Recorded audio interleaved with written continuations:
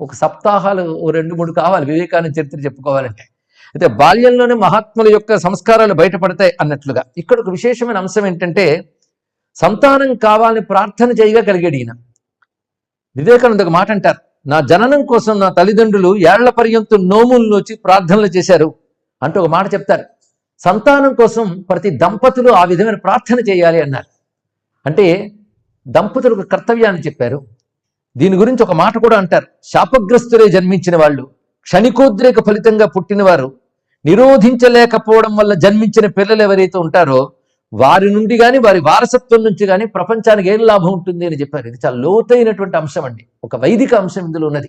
అందుకే సత్సంతానార్థం భారతీయ సంస్కృతిలో కొన్ని సంస్కారాలు చెప్పబడుతున్నాయి. అందుకే ప్రార్థన వల్ల కలగాలి. ఈ మాటని స్మృతికర్త అయిన మనవు కూడా చెప్పాడు అంటాడు స్వామి వివేకానంద తర్వాత కాలంలో కానొక ప్రవచనంలో. అందుకే ప్రార్థనారహితంగా జన్మించిన ప్రతి శిశువు ధర్మవిరుద్ధంగా జన్మించిన వాడే అన్నారు.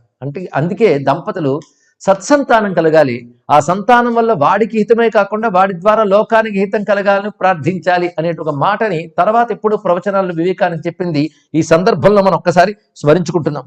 అయితే వివేకానంద చిన్నతనంలో బాగా అల్లరి చేసేవాడు అనేది ఆయన చరిత్ర చిన్న ప్రతి వాళ్ళు చెప్పారు. ఆ అల్లరి తట్టుకోలేక ఒకసారి ఆ తల్లి అనిదిట, పరమేశ్వరుడిని నాయన నువ్వు నా కుమారుడిగా కలగవయ్యా అంటే ఆయన తన భూతగణాల్లో ఒకరిని పంపించాడేమో అన్నదిట ఈ నల్లరి తట్టుకోలేక.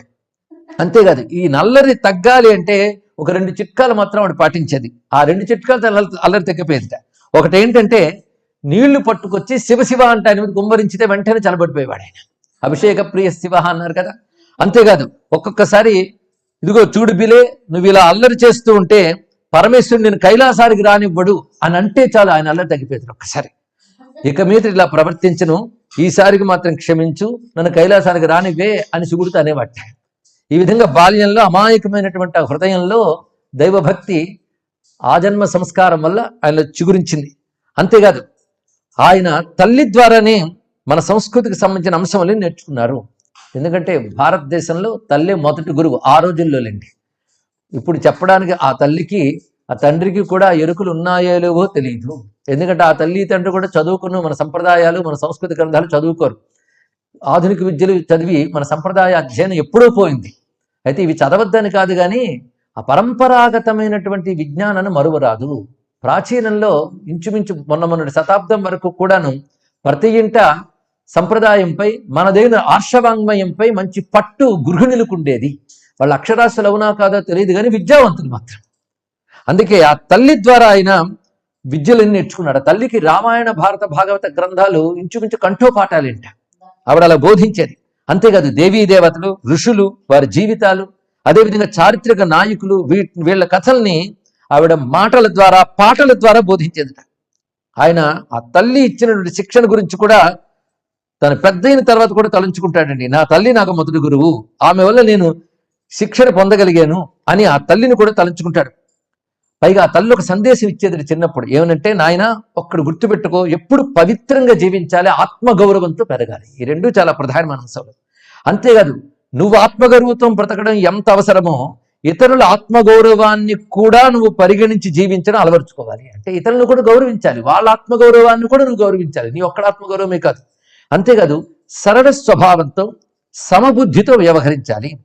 ఆ రెండు నువ్వు చేయగలిగితే జీవితంలో ఏ సంఘటన కలిగినప్పటికీ కూడా నువ్వు హృదయాన్ని ఒక ఉక్కులాగా చేసుకుని నువ్వు నిగ్రహంగా నిలబడగలవు.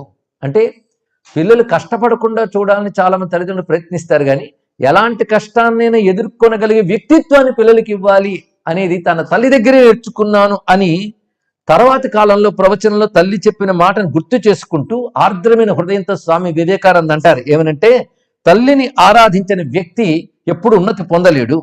అందుకే నా ధీశక్తి యావత్తుకు కూడా కారణం నా తల్లి అన్నాడు. అంటే తన బుద్ధికి మొత్తం తల్లే కారణం అని చెప్పుకున్నాడు. అటువంటి తల్లి అంటే భువనేశ్వరీదేవి. విశ్వనాథ్ దత్త కూడా గొప్ప సంస్కారవంతుడు, పైగా ఆయన సంగీతాది విద్యల్లో కూడా నేర్పరి.